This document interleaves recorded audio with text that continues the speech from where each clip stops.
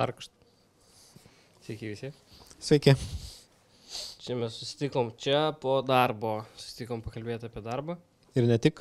Apie visokius filmavimus, tiesioginės transliacijas kiną. Gyvenimą kine ir transliacijose. Gyvenimo po. Ir prieš.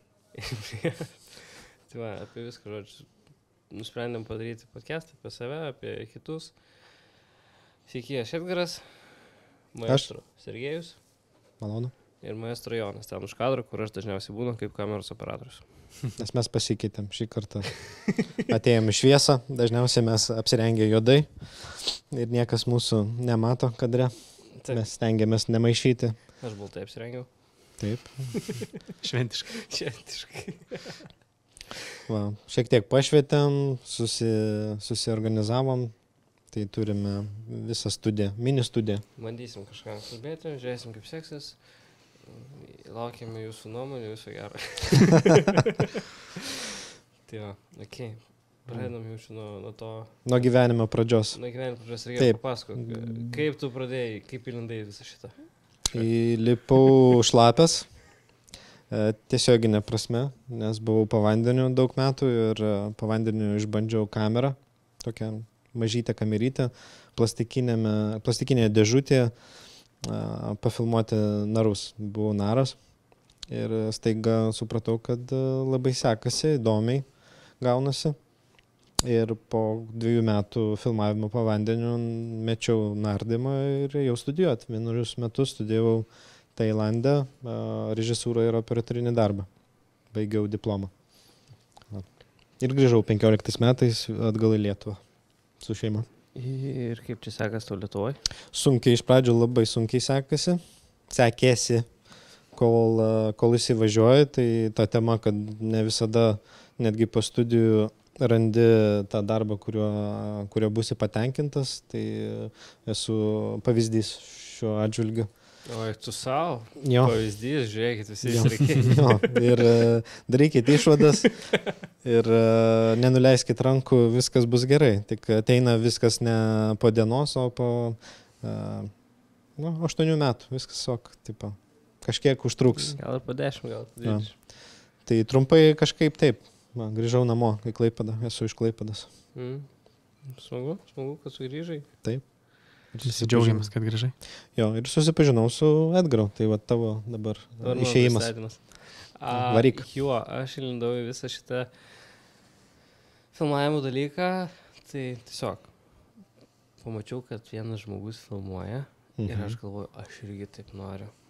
Nu, tai va, Graži pradžia. Čia pradėjau filmuoti kokių 12 metų. Jo, man čia toks įdomus faktas. Tai jo, ir tada, žinai, kažkaip tobulėja, aišku, pabiškiau, tada, žinai, biški geresnė įranga nusiperki, kažkur jau kažkojo kontaktą susirėsgi, tada, tipo, prašai, lindi, galiausiai atėjo metas studijuoti. Ir pasirinkai. Ir galvoju, davai varysi multimediją, čia fainai. Ne. Tai žodžiu, jo, ta multimedija, toks mokslas apie viską ir tuo pačiu apie nieką. Esu gan nusivylęs studijoje, nes, tipo, okei, gavau ten, žinai, grafikos dizainą, biškai gavau, išmokau ten iliustratorių, visai fainai, aš dabar žinau, ko reikalauti, man reikia ir grafikos dizainerių, kurie man atsiunčia logotipą JPG, Jo. Ir kaip man jį pasidaryti į vektoriką, arba kaip man juos prakeikti. Tai ačiū Multimedijos kursai. O šiaip, jeigu tu kažko, tarsi jauno žmogau, jeigu tu kažko nežinai, ko nori, tada varyk į multimediją, tipo, nes tada ten duos visko pačiučiut ir nieko konkrečiai. O jeigu kažkaip jau kažkokį backgroundą turi, tu su dėstytojais nepasiginčys. Nežinau, kiek žinau, Sergejus pas tave buvo ten su dėstytojais geras. Taip, bet jie galėjo ir mes šnekėjom apie šitos dalykus jau senai, mes pažįstami daugiau nei metus, tai mes keliaujame po filmavimo aikšteles ir tai užtrunka valandas, tai mes šnekamės apie viską. Tai jisai žino jo, kad mano dėstytojai buvo nei blogi, nei geri ir mano atžvilgiu aš pradėjau studijuoti vėlai savo gyvenime. Tai todėl aš daug reikalavau iš jų, kad jie man daug ką parodytų ir non-stop Reikalavau va. O iš manęs dėstytojai reikalavo, kad aš šokčiau pagal jų dūdelę. Bet aš mokėjau už savo mokslus. Aš nemokėjau. Užsidirbęs pinigėlius apie 10 metų nardydamas po vandenynus. Užsidirbau pinigėlį ir investavau į save. Va. Ir todėl aš prašiau, duokit man daugiau užduočių. Aš noriu 12 nakties, nes mūsų institutas buvo atidarytas 24 valandas ir studijos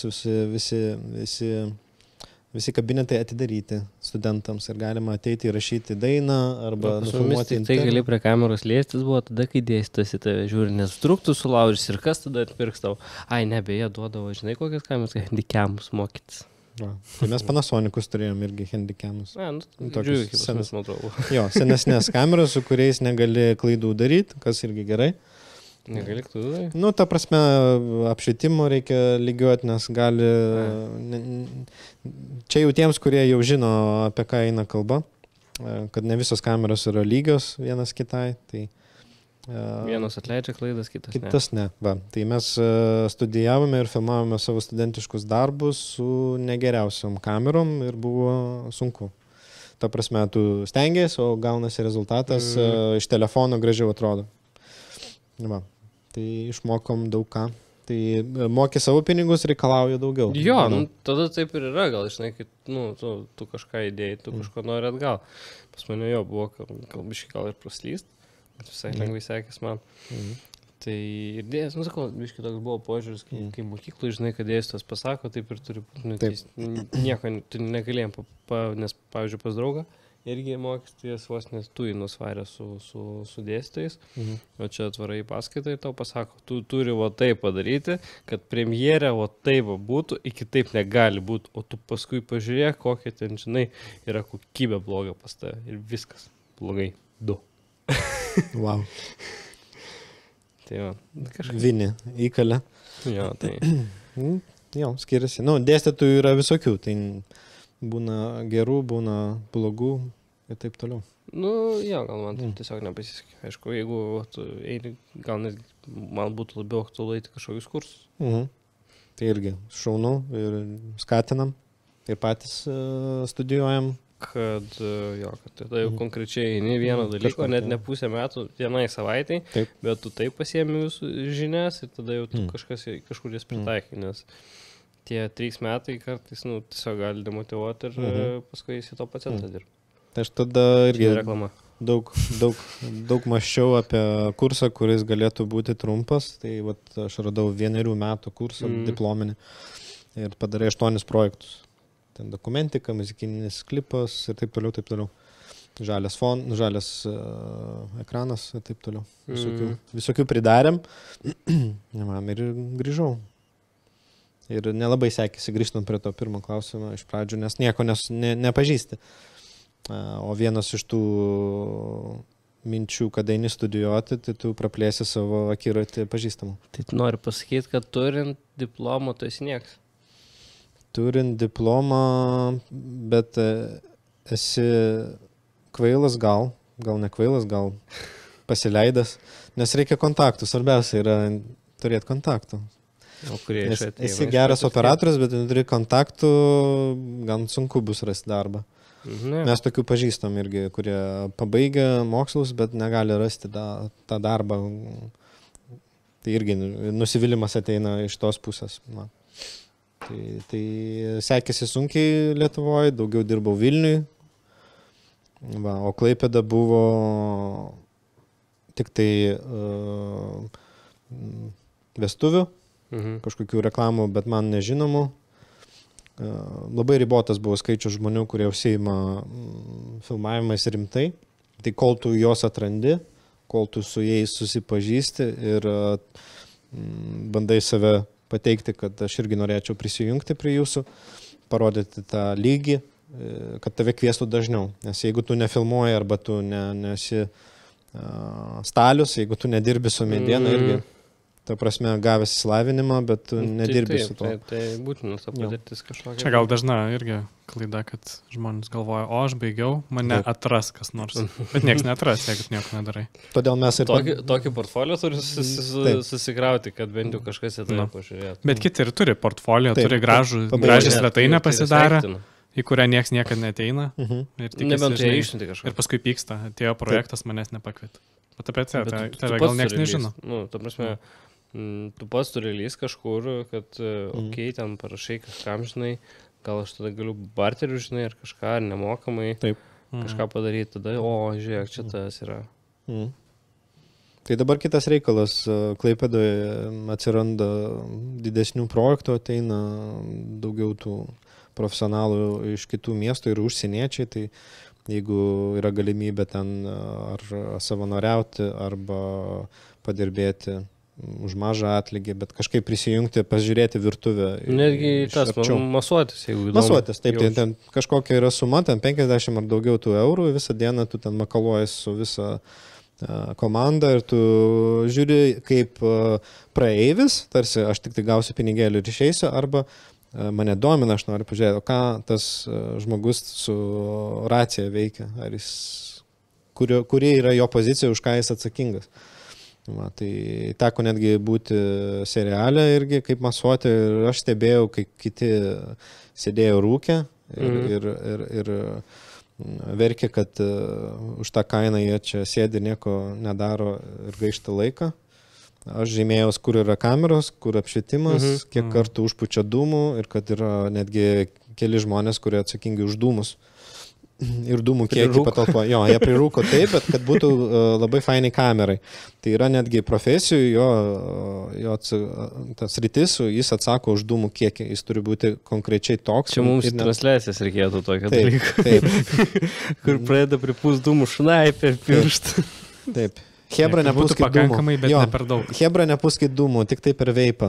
Pūskit dūmų, kiek jūs norit, bet per koncus būkite atsargus, nes galima peršviesti, paprasčiausiai sugadinsit kadrą mums kaip pieną padarysit, o nebent koncerte tai yra labai svarbu, bet vis tiek. Tada aš pamačiau, kur statosi kameros profesionaliam pasaulyje, kur milijoniniai biudžetai. Va, ir aš stebėjau, kiek žmonių dirba, ką jie organizuoja ir kaip jiems sekasi. Va. Ir pradėdamas Klaipėdoje irgi buvo sunku, nes neužtenka tų žmonių, kurie dirba pilnu pajėgumu, kaip turi būti, nes kai pabandai, kaip turi būti, viskas tampa lengviau. Jo. Kartais įtikint klientą nebūtinai lengviau, nes biudžetas pasikeičia. Taip. Nu ne, tai visą laiką pigiausia bus, kad vienas aš galiu viską ir sušviesti, ir sugarsinti, ir dar valgyti visiems atnešti, ir dar nufilmuoti. Jo. Mes propaguojam, kad turi būti industrija, kino arba televizijos transliacijos yra industrija, kur visi pasidalina užduotis. Ir profesionaliai gali augti toj srity, jeigu jie nenori. Čia iš patirties galiu pasakyti, nes pats kiek metų prabėgiojęs, tiesiog paskui, žinai, ten netgi tos pačios vestuvės, žinai, kur tu bėgioji, kad tik pagauti, sakau, 3 kameros, turi su 3 kamerom close-up, medium and wide shot, tipo bučinį, paskui dar su dronu bažnyčiui pakil būtinai reikia. Taip. Ir tada dar spėti išbėgti ir dar tos pokštis, bet pabandėm, filmavom kartu, žinai, Sergejus režisierius, aš prie kameros buvau, Saša, Jonas, Marius buvo visi, žinai, aikšteliai, Sergejus žiūri kadrą, aš žiūriu kadrą, mes kartu pasitarėm ir tada, užtikrintumas yra. Vienas seka, kokius kadrus reikia ir, dar kalbant apie tai, pre-productionas yra. Pasiruošimas prieš važiuojant belikur, reikia pasiruošti. Taip, būtinai. Ir tas, tada, tu nežinau, nes man labai buvo atsibodę tas, toks draskimas. Paskui, aišku, jeigu pastoviai to nedarai, irgi tu pradedi bijoti tada filmavimų, tada nenori to filmavimo ir panašiai. O kai čia tiesiog komanda atvažiuoja, viskas, kiekvienas žino savo. Jeigu tu kažko nepadarai, tau primena ir tada, tipo, pasibaigėm, žinai.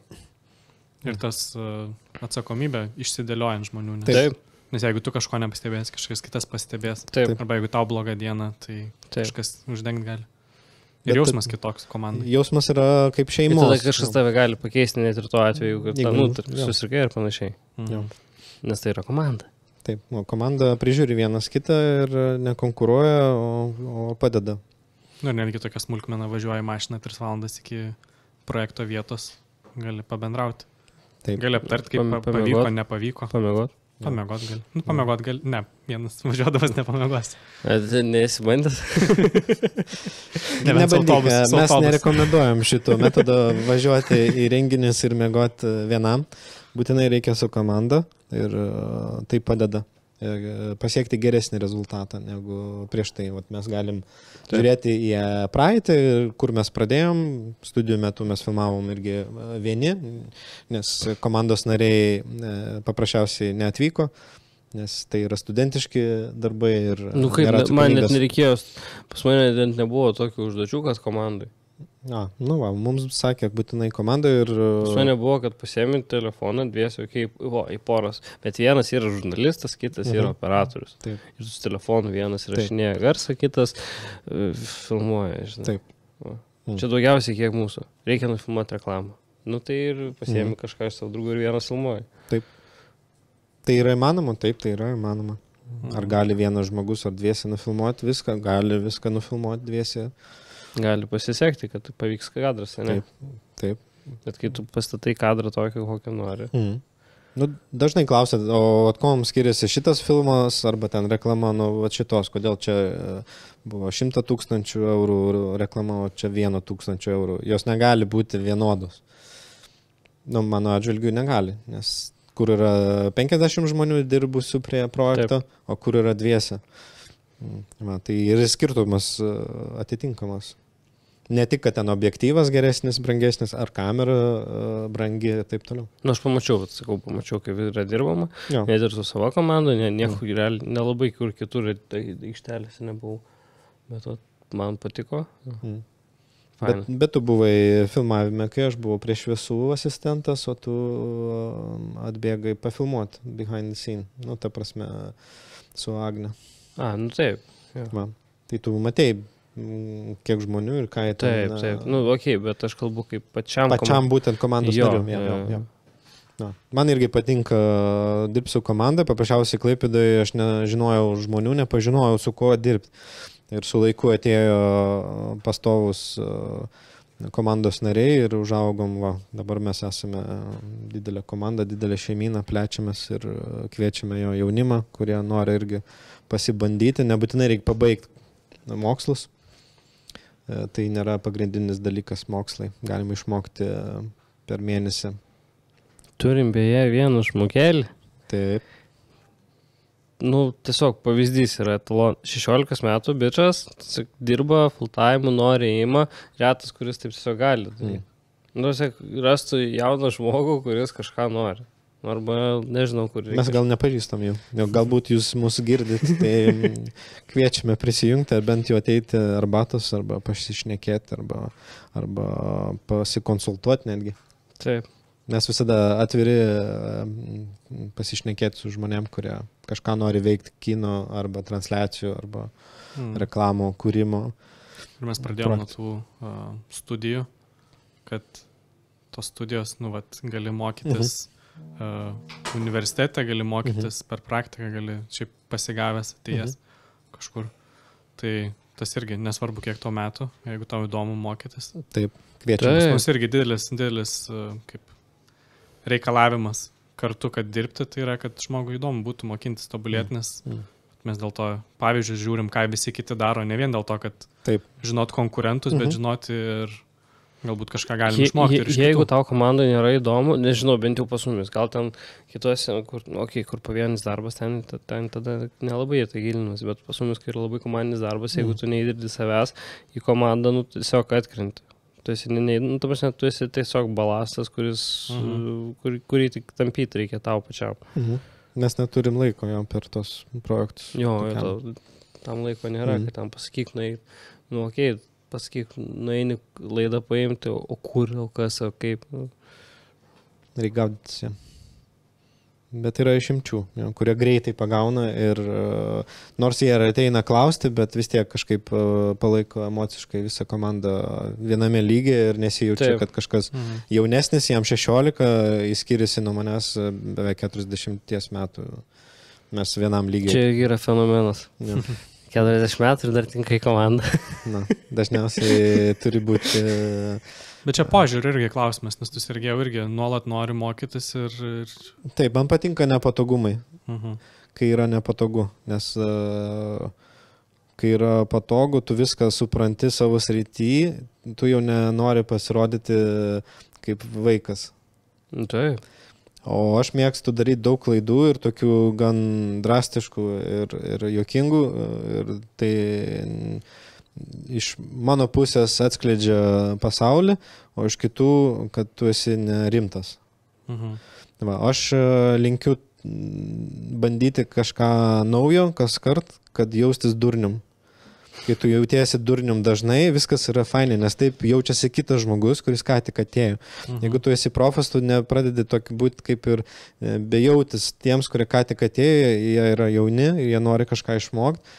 O kai tu esi durnius, tai ir supranti juos. Nu, ta prasme, ne tiesiogiai, bet kad tu supranti, ką jisai pergyvena, tas žmogus, kuris ką tik pradėjo. Nes jeigu visi tokie būtų pas mumis užsėdėję, žinai, taip. Kaip daug kur yra, kad vos net tu jam nieko irgi negali pasakyti. Taip. Čia kaip pas mane dėstė buvo. Tai užsėdėjo ir viskas. Jo. Tai jeigu tu nori kažką... Nu šiaip, grįžtant prie dėstytojų temos, dar noriu pasakyti, kad irgi jeigu dėstytojas, nežinau, nebent jis turi būti labai geras žmogus, kad jeigu užsėdėjęs, jis tai nepradėtų vos nedegraduoti, žinai. Taip. Nes jeigu dėstytojas tas, kuris dėsto ir paskui dar dirba kažkur šalia toj srity, ką jis dėsto, tada jis teikia aktualias žinias, nes pavyzdžiui, pas mane tai aš mokiausi 2007 metų teorijos. Kelintais metais mokeisi? 20-ais daleiskim. Nu, čia ne taip senai. Jo, bet čia realiai kas savaitę kažkas naujo. Nu, tai taip, o čia tipo teorija iš tokių, aš nekalbu apie tą teoriją, kur yra konstanta šateris į diafragmą, ne, bet aš kalbu apie technologijas, kurios tipo kas kartą atsinaujina ir tau apie tai nemokina. Nes o kam atnaujinti programą? Ir tai viskas gerai. Veikaigi. Nu. Jeigu įdomu patys pasidomės. Tai kam tai šis mokytis? Va. Tai dabar grįžtant vėl atgal, tai irgi jeigu, sakau, pas mumis būtų, tai, jeigu toks būtų stagnacija tokia, tai tada nebūtų ir jaunų žmonių. Manęs gal nebūtų, nes tiesiog net nefaina yra dirbti, žinai, kai tau vos nepastovi, jeigu tu pats kažką pradedi įdėti į komandą, tada yra faina. Tai čia yra ir mes visi irgi prisijungiam kartu, nes čia faina. Visų pirma, pagarba, klaidų atleidimas, gali padaryti klaidą, tai nėra pasaulio pabaiga. Išmok, pasižymėk, judėk toliau ir gerink rezultatą. Na. Ir įdėk, atneš kažką irgi savo. Taip. Jeigu, čia svarbu, jo. Kad būtų indėlis žmogų. Kad jam leistų, bent jau leistų pasibandyti. Na. Jo, ir su tokiais žmonėm įdomu, mes visą laiką irgi kviečiam kavos, kai tik atrandam, kad kažkas kažką veikia, daro. Taip, kviečiam kavos į ofisą. Turim kavos aparatą, teikit kavos. Jo. Ir arbatos. Neturim, bet nusipirksim. Cukrus turim. Vaikai išgeria. Čia ir vaikai ateina mūsų irgi prie tos sofos, jinai yra mylėta ir prižiūrėta.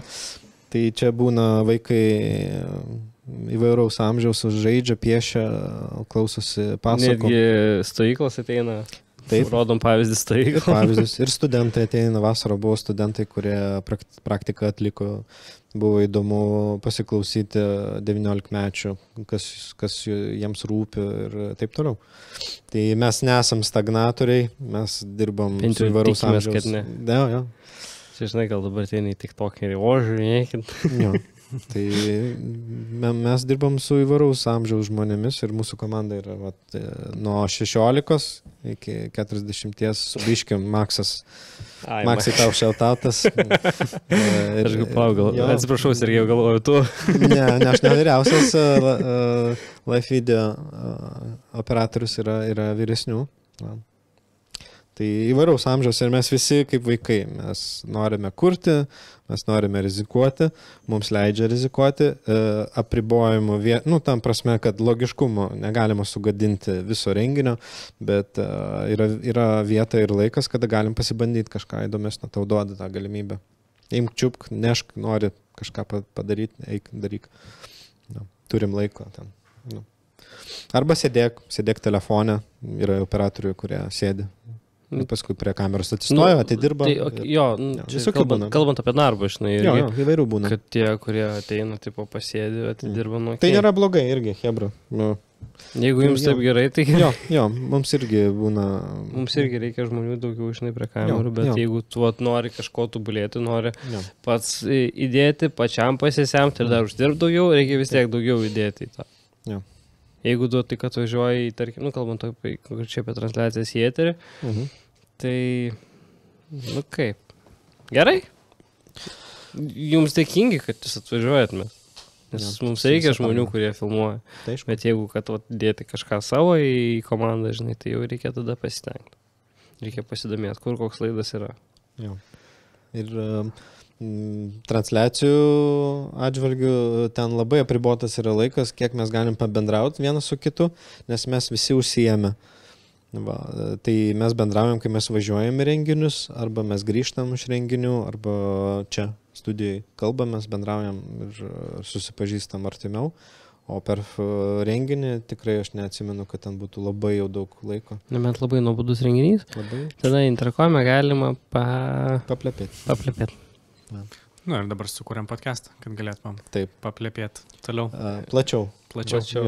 Įtraukti daugiau žmonių. Tai jo. Kaip tai grįžom iš transliacijos, juokauju, negrįžom. Vėl transliacijoje, vėl kažką filmuojam. Nestovim vietoje. Na, aišku, gal kino aikštelį ten labiau yra laiko paplepėti, ne? Ten departamentais. Jo, kokia pozicija. Kai filmuojama, šviesos nieko neveikia praktiškai. Nebent ten reikia kažką pakeisti, dažniausiai... Nes kol šviesos statos, tada kamera rūko. Taip. Bet visos pozicijos, aš tą atnešiau ir transliacijas, būk visada pasiruošęs. Ta prasme, kažkur netoliesi, negali nueiti kažkur labai toli. Narūmenti pasakyti. Arba pasakyti reikia, kad aš išeinu kažkur. Nes tave kvies kažką šiuo momentu, kaip visada būna gyvenime, tik nuėjai ir į tavęs prireikė, o tu esi labai toli, niekam nepasisakęs. Tai jo, daug ko išmokti, ko studijų metu nemoka, tokių dalykų gali išmokti tik tai dirbdamas. Jo, nebent nežinau, kokius turi būti studijos, kad to išmokinti. Nebent jo, kažkur. Čia gal Hollywoode, tik kokiam. Nežinau netgi. Bet irgi turbūt tose pačiose studijose, kiečiausiose, tu vis tiek mokys per praktiką. Tau, kaip Sergejus sako, duoda 8 projektus skirtingus, darai ir išmoksti. Tik tiek, kad tau gal yra kažkas šalia, kas pasako, taip nedaryk, o šitaip geriau atrodys. Man atrodo, vis tiek per praktiką greičiau ir išmoksama. Ką besakyti, bet tu tiesiog bandai, nepavyksta, vėl bandai, nepavyksta, vėl bandai. Tik sakau, gal studijų yra pliusas, kad kažkas gal dar patart gali, kad tu greičiau, kad tau nereikia 3 kartus pabandyti. Bet jeigu tos studijos sausos, tai tada... Žiūrim, ką neša dėstytojas, jeigu jisai skatina bandyti ir daryti klaidas ir išmokti, tai yra gerai. O ne pasakyti, kad A, B, C negalima. C galima, pabandyk A, B arba šok į C. Nudegsi, grįši į A ir vėl pradėsi A, todėl nedaroma. Okay. Aš pabandžiau, nesigavo. Tada grįžtu ir darau. Gal tada biškai... Gal su teorija biškai klaidos pigesnis. Teorija, jo. Bet teorija paskui teorija yra... tu apie mokslus teoriją. Kad išmoksti. Jeigu tu perskaitai, pavyzdžiui, kad nereikia į rozetę kišti pirštų, ir tu ir nekiši. Arba kaip tu Sergėjo pasakai, yra kažkokia lempa, kur jeigu ją išlaido ištrauksi, gali sprogti. Taip. Tai tokį gal gerai žinoti. Teorija. Čiut, nes brangiai apsėjus tie dalykai. Tai yra apribojimai, į kurią poziciją tu save pateiki. Tu save pateiki, kaip aš žinau tikrai viską, Būkite nieko atsiklausę. nežinai. O pasirodo, kad nieko nežinai ir sugadini įrangą, kuri yra brangi. Tai čia reikia būti atviram, vėl grįžtam prie temos, kad nebijoti pasirodyti neišmanančių. Durnesniu. Jo. Nu, šiek tiek aš... Ne, tai viskas Jo, normalu. iš technologijos pusės tikrai reikia nepamiršti. Manau, kad daugam trūksta šitų sugebėjimų pasijusti nežinančių. Nes visi dauguma nori parodyti, kad jie viską žino, o iš tikrųjų... Kas kartais gali ir stabdyti progresą, nes tu galvoji, tu su šituo dalyku žinai. Taip. Ir nesiryšti mokintis naujo ir lieki Aha, savo tam jo. lygiai, kur prieš 10 metų buvai. Taip. Tai reikia būti drąsiam, bet ir tuo pačiu kažkaip apčiuopti tą savo sugebėjimų, nes tave pakviečia į 10 000 vertės projektą arba 100 000 vertės projektą, tai galima ir kelnes pridėti ant kiek ten bus daug, jeigu tu esi realus žmogus, kažkiek išmantis gyvenime, tai tu žinai, ką tu lendi dabar su tokiu biudžetu, ten bus labai daug žmonių, daug reikalavimų. Nebent tau viską žinai ir tau ant visko yra nusispjauti ir tada gerai. Nu, netgi geriausi sakė, kai pirmi projektai jie buvo kaip daleiskim operatorius, vienas iš geriausių pasaulio operatorių. Pirmas projektas antiek jisai stresavo, kad supykino netgi. Nu, tai čia netgi geriausi, jie pradėjo irgi pabaigę mokslus, bet vis tiek tą įtampą, kad tu dabar atsakingas už ten 10 žmonių komandą arba 2 žmonių komandą, jau yra kažkuriam žmogui dzain, o kai kurie jaudinasi. Man reikės susakyti, ką reikės jiems atlikti ir prižiūrėti, kad jie atliko. Va, tai su gera komanda nereikia per daug prižiūrėti, nes komanda žino, ką jie daro, nes tu padarėjai pasiruošimą prieš kiekvieną projektą ir jie žino A, B ir C variantus ir jeigu A nesuveikia, perdarom į B, jeigu B nesuveikia į C. Va, ir kažkiek ramiau, bet jeigu tu važiuoji eksperimentuodamas, tai gali kažkas ir nepavykti. Ir klientai matys, kad tu nesigaudai šiek tiek. Svarbu yra pasitikėjimas ir perduoti, jeigu aš nežinau apie 3D modeliavimą, nors aš jį bandžiau studijų metu, bet aš perduosiu žmogų, kuris supranta. O, taip. Jeigu aš nesuprantu apšvietimą, aš geriau pasikviesiu į Tau komandą. tai mažiau kainuos. Aš irgi studijų mokiausi 3D modeliavimą, bet ne, aš nesiryšiu Disnėjaus filmų, kur aš ten nieko nemoku.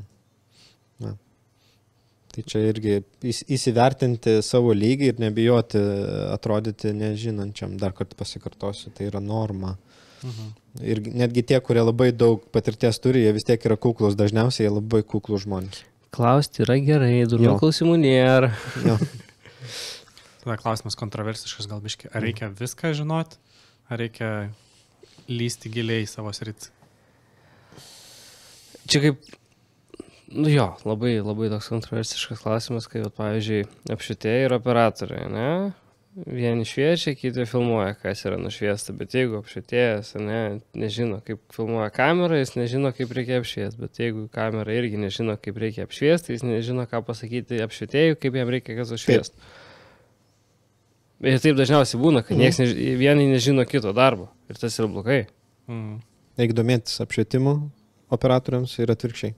Apšvietėjams reikia domėtis operatoriams. Sergėjus, aišku, gali labiau pasakyti apie kiną, pavyzdžiui, pas mumis renginiuose dažniausiai būna, kad, žinai, atvažiuoja apšvietėjas, nieko. Okei, gerai, jums šviečia, jis mato, ką šviečia, statai ekraną. Ne, nieko. O, ta prasme, jam tai gerai. O kad pasidomėti, kaip čia kamera juda, gal čia kokį kadrą negalima taip naudoti ar panašiai, ne. Nes čia skirtumas yra tarp transliacijų renginių ir filmavimo, nes transliacijų apšvietėjas šviečia ir liaudžiai, kurie susirenka žiūrovas tiesiogiai žiūrėti koncertą, bet ir mes stovime su visą įrangą ir mums į kameras blogai šviečia. Tai gaunasi, kad tie, kurie atėjo... Kine jau viskas vis tiek į vieną bliūdą sumetama ir ten jau kitaip. Bet irgi, kaip esi minėjęs, kad taip yra buvę. Kad vieni nežino vieną, kiti nežino kitą. Bet jie kažkodėl intuityviai gerai šviečia, bet čia tik tai gandai, aš negaliu taip tiesiogiai pasakyti, ant kiek. reikia domėtis giliai apšvietėjai operatorinį darbą, nes jis vis tiek būna prie operatorių, jie daug laiko praleidžia kartu, kaip ir mes. Nu, natūraliai išmoksti. Natūraliai, per būdamas per 30 pamainų, tai 30 filmavimo dienų su pertraukom, bet tu jau kaip šeima irgi, tu valgai kartu, visą dieną kartu ir bendrauja ir išgirsti daug techninių dalykų vienas iš kito. Kažkokių naujovių sužinai ir vis tiek tu domiesi ir tu žinai, kokį objektyvą jis užsidėjo platesnį, tai tau šviesti kitaip biški reikės turbūt ir taip toliau. Tai jie turi vieną kitą palaikyti ir geri apšvietėjai jie jaučia tą kamerą. Nors pašviesti galima belė kaip, nėra tų tokių kaip, ko negalima daryti. Yra Saulė šviečia. Jo. Tiesiai pilas saulė ir tu taip pat gali vieną lempą pastatyti didelį ir viskas gerai. Ta prasme, imituoti tą saulę. Arba, galima belė kaip, nėra tų tokių zonų, gali belė ką daryti, bet rezultate matosi skonis tas, čia padirbėta šiek tiek daugiau. Mat kaip gražiai apšviestas Sašos Sergejum padirbėjo šiandieną. Su šį įrengė, su savo ką įrengė. Pasibandėm, čia irgi nestandartinis apšvietimas, ne taip kaip darėm, mes mėgstam daryti skirtingai, tai eksperimentuojam. Pergyveni viduj, kad gali neįvykti, bet kažkaip žinai, kad įvyks, bet ant kiek įvyks, tai čia yra įdomumas tos profesijos. Nes, irgi apšvietėjas yra apšvietėjas, aš tai net nebūčiau taip sugalvojęs. Paskui parodysim nuotrauką, kaip čia apsišvietėm, jeigu įdomu, tai matysit. Bet eksperimentas būtinas, tai laisvė šviesti, o ne taip, kaip pasakyta. Apšvietėjas yra kaip kūrėjas, kaip ir operatorius, techninis. Visur reikalinga improvizacija. Taip, netgi tavo darbe sėdint KTS, čia yra... Kas yra KTS? Kilnojama televizijos stotis. Kai tu ten viską maigai ir suvedžioji, irgi tai yra techniškas dalykas, bet jis yra kreatyvus. Bet visur kamerų pozicijos tiek kine, tiek transliacijose yra, kaip tu sugalvosi tą padaryti, kaip tu sugalvosi, kur dar kamerą įkišti taip, kad kaip tą parodyti kitaip, kad tai būtų wow. Suveiks, nesuveiks, čia irgi klaustukas, bet bandom. Kiekvienas renginys, kiekviena vieta. Jo, skirtinga, kaip ir filmavimas ten. Tai turbūt tie žmonės, kurie daug filmuoja vaidybinius filmus, jie vis tiek, jeigu jie adekvatus, jie žino, kad bus skirtingai. Nes neįdomu kartot. Nebent toj pačioj studijai filmuojas tom pačiom dekoracijom, žinai, Santa Barbara tokia. Bet ir tai gali skirtis. Vienam kadrui gali nuotaikos kitos norėtis. Taip. Tada vėl žaisi. Su garsu, su šviesom, su spalvom. Taip. Žinau. Tai, 3-7 minutės. Neblogai mes pakalbėjom. Neblogai. Tai gera pradžia. Tikiuosi patiko. Pilotas mūsų. Pilotas. Pirmas blynas. Ačiū mūsų draugam. Ačiū visiems. Darbdaviam. Ačiū visiems. Ačiū, kad žiūrėjot. Live action. Ir jūsų žiūrovai irgi. Ačiū jums, kad pusę valandos pasėdėjot su mumis. Ačiū, iki. Tarkšt. Pakšt.